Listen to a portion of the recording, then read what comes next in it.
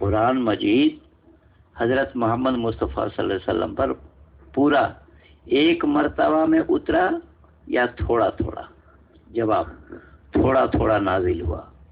کبھی ایک آیات، کبھی 2-4 آیاتیں، کبھی ایک سورہ، جیسی سورت ہوتی گئی اترتا گیا. اب دیکھیے، جیسے سورت ہوتی گئی اترتا گیا.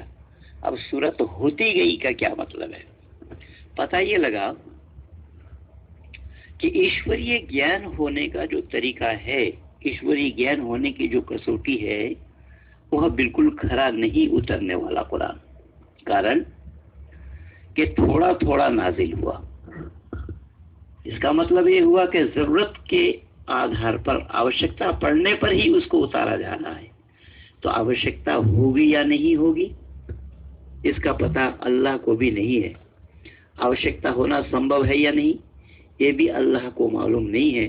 اس کی آوشکتا ہو بھی سکتی، نہیں ہو سکتی. تو آوشکتا ہوئی تو تھوڑا تھوڑا نازل کیا. کبھی ایک آیت، کبھی 2-4 آیتیں، کبھی ایک سورہ. جیسے جیسے صورتیں ہوتی گئی، یہاں پر بہت حیرانی کی بات ہے اور سمجھنے کی والی بات ہے، جیسی جیسی صورتیں ہوتی گئی. صورتیں ہونے کا کیا مطلب ہے؟ صورتیں ہونے کا کیا مطلب ہے جس کو اتارا جا رہا ہے؟ یہ سب سمادھان اسلام والوں کے پاس نہیں ہے، اور نہ یہ قیامت تک اس کا سمادھان دے سکتے ہیں. یہ تو بیکار اور فضول کی باتیں کر رہے ہیں مسٹر ڈاکٹر ذاکر نائک صاحب. قرآن کے بارے میں ان کو نالج نہیں ہے، نہ وہ جانتے ہیں قرآن کو صحیح ڈھنگ سے. اب یہاں آشچर्य کی بات یہ ہے کہ جہاں پر اللہ ہے، ایک تو اللہ پانی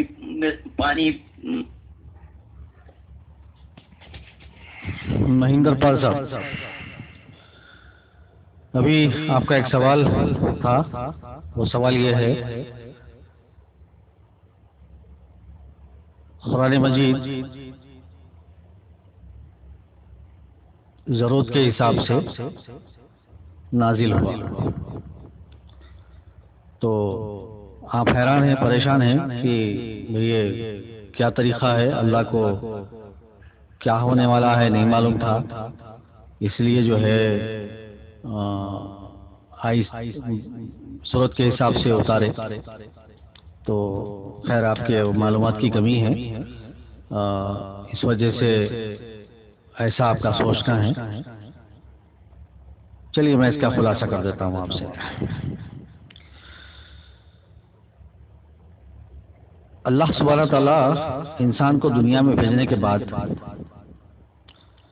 ان کا مقصد تھا انسان کو ایجوکیشن دینا. یہ دنیا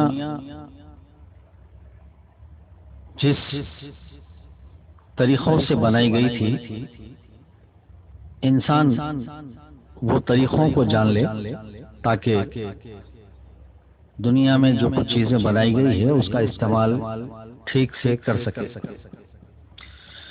یہاں جو کچھ اللہ نے بنایا ہے وہ حساب سے بنایا ہے، طریقے سے بنایا ہے. تو وہ حساب، وہ طریقہ انسان کو جاننا اور سمجھنا، وہ سیکھنا انسان کے لیے ایک ضروری حصہ ہے. اگر کہ وہ نہیں جان سکا، نہیں سمجھ سکا تو اس کا استعمال نہیں کر سکتا، اور اگر اس کا استعمال نہیں کر سکا تو پھر جو زندگی کا جو مزہ ہے وہ نہیں لے سکتا. تو یہ سلسلہ شروع ہوا حضرت آدم علیہ السلام سے، جو دنیا کے پہلے انسان تھے. قرآن مجید کے مطابق 1 لاکھ سے زائد انبیاء کا جو ہے ذکر ہے.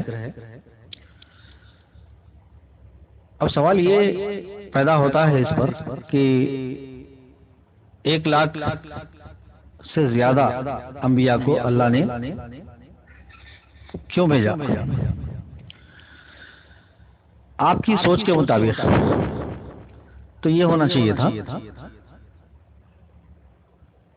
آدم علیہ السلام کے ہاتھ میں ہی ایک کتاب لکھ کے دے دینا تھا، دیکھو میں نے اس کو اس طریقے سے بنایا ہے، اس کا استعمال ایسے کرو. تو آپ کو یہ ملے گا، آپ ایسا نہ کرو، ایسا کریں گے تو نقصان میں آ جاؤ گے. یہ ایک ایسی کتاب جو ہے آدم علیہ السلام کے ہاتھ میں دے دینا چاہیے تھا آپ کی عقل اور سوچ کے حساب سے. لیکن یہاں ایسا نہیں ہوا. یہاں پر جو ہے 1 لاکھ سے زائد نبیاں آئے، 4 رسول آئے. تو اب اس پر ایک سوال اٹھتا ہے کہ یہ ایسا کیوں نہیں کرے ہو؟ تو جواب یہ ہے، اللہ نے ضرورت کے مطابق اپنا علم دیے،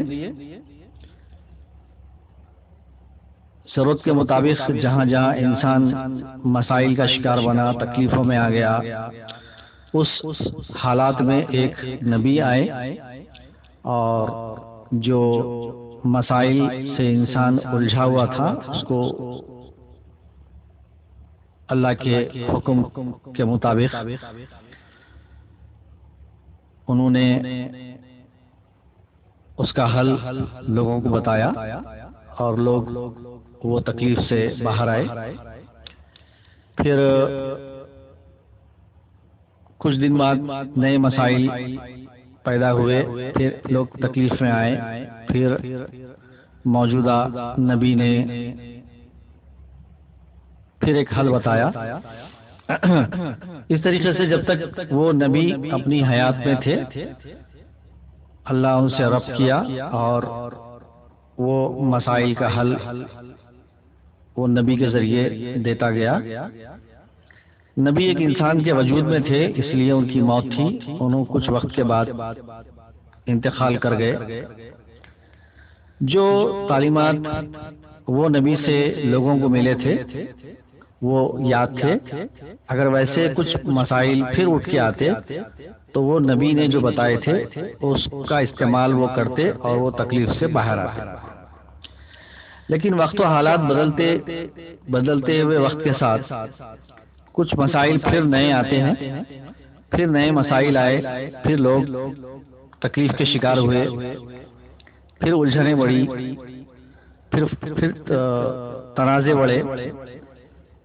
پھر اللہ سبحانہ تعالیٰ نے پھر ایک نبی کا انتخاب کیا. پھر ایک نبی آئے، انہوں نے جو ہے موجودہ حالات کو دیکھ کر اس کا کچھ حل بتایا.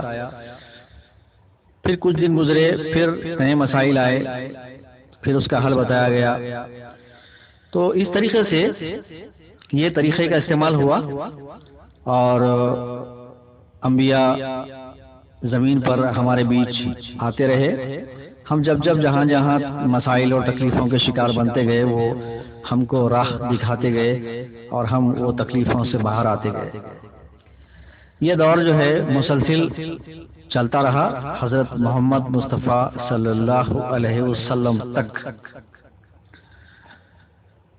اب سوال یہ پیدا ہوتا ہے، کیا اللہ نہیں جانتا تھا جو آنے والے مشکلات ہے؟ کیا اللہ نہیں جانتا تھا؟ تو میں آپ کو بتا دوں، اللہ جانتا تھا یا نہیں جانتا تھا یہ ہمارے لیے ضروری نہیں ہے. لیکن ہم اتنا جانتے ہیں انسان کی جو عقل ہے، اس کا جو دماغ ہے، وہ جب وہ ضرورت مند بنتا ہے، جب وہ کسی تکلیف کا شکار بن جاتا ہے، جب وہ تڑپ اٹھتا ہے، بے چین ہو جاتا ہے، جب وہ چاہتا ہے کہ جو ہے میرے کو کوئی ایسا طریقہ بتا دے کہ میں یہ تکلیف سے باہر آ جاؤں. اگر اس اثنا میں اگر کوئی اس کی تکلیف سے نکلنے کا حل اس کو بتا دے اور وہ اس کی تکلیف چلی جائے وہ طریقے سے، تو وہ طریقے کو مرے تک نہیں بھولتا، مرے تک نہیں بھولتا، وہ ہمیشہ وہ اس کو یاد رکھتا ہے. اور اگر وہ ضرورت مند نہیں ہے اور اس کے سامنے اگر ہم 50 طریقے بتا رہے تو وہ ایک بھی طریقہ یاد نہیں رکھتا، کیونکہ اس کو اس کی ضرورت نہیں ہے، اس کو ضرورت نہیں ہے، اس لیے اس کو یاد نہیں رکھتا۔ تو ہم کو جس نے بنایا، جس نے پیدا کیا، وہ ہماری مزاج سے واقف ہے، ہم کیسے ہیں اور ہمارے ساتھ اس کو کیسا چلنا چاہیے، وہ ہمارے ساتھ کیا طریقے اختیار کرنا چاہیے، وہ اچھے سے جانتا ہے۔ تو آپ کا جو سوال تھا تھوڑا تھوڑا ضرورت کے حساب سے کیوں نازل ہوئی قرآن، میں ابھی تفصیل سے بتا دیا، شاید آپ کی سمجھ میں آ گیا ہوگا کہ ضرورت کے حساب سے اللہ سبحانہ تعالیٰ نے اپنے طریقے ہم کو بتائے۔ یہ صرف محمد صلی اللہ علیہ وسلم کے دور میں ہی ایسا نہیں ہوا، بلکہ جتنے نبی، جتنے رسول اللہ کی طرف سے دنیا میں آئے، ان سب کے ساتھ ایسا ہی ہوا۔ ایک چیز میں اور بتا دوں، جہاں آج ہم سب کھڑے ہیں، ہمارے آس پاس بہت سارے مذہب آج ہم کو نظر آتے ہیں۔ اس کی اگر تحقیق ہم کریں تو پتہ چلتا ہے ہر مذہب ایک انسان سے شروع ہوا۔ اسلام محمد صلی اللہ علیہ وسلم سے شروع ہوا، عیسائیت حضرت عیسیٰ علیہ السلام سے شروع ہوئی، یہودی حضرت موسیٰ علیہ السلام سے شروع ہوئے۔ تو آج جتنے بھی مذہب ہمارے آس پاس ہم کو نظر آتے ہیں، وہ ایک انسان سے شروع ہوتے نظر آتے ہیں، اور وہ انسان اللہ سے جڑا ہوا نظر آتا ہے۔ تو آج ہم ایک دوسرے کے خلاف ہو گئے ہیں، ہر مذہب خود کو صحیح بتا رہا ہے، دوسرے کو غلط بتا رہا ہے، آپس میں نفرتیں شدت سے بڑھ رہی ہے، مفاد پرست اس کا بھرپور فائدہ اٹھا رہے ہیں، اور فرقے واری فساد کی شکل میں یہ آپس میں لڑ رہے ہیں۔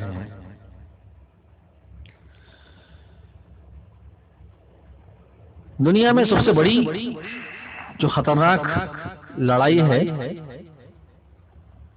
جس سے دنیا فنا ہونے کا ڈر ہے، وہ لڑائی مذہبی فرقے واری فساد ہی ہوگا۔ جس دن بھی وہ لڑائی ہوگی، مذہبی فرقے واری فساد ہوگا، جس کی زد میں پوری انسانیت جلے گی، پوری دنیا جلے گی۔ فی الحال سب شعلوں کو ہوا دے رہے ہیں، بھڑکا رہے ہیں، نفرتیں شباب پر آ رہی ہیں، چنگاری پیدا کرنے والے مذہبی رہنما، اس کو ہوا دینے والے سیاستدان، یہ دونوں معاملے کو اچھے سے طول دے رہے ہیں۔ شاید وہ دن زیادہ دور نہیں ہے جس دن ساری دنیا کی انسانیت فرقے واری فساد میں جلے گی۔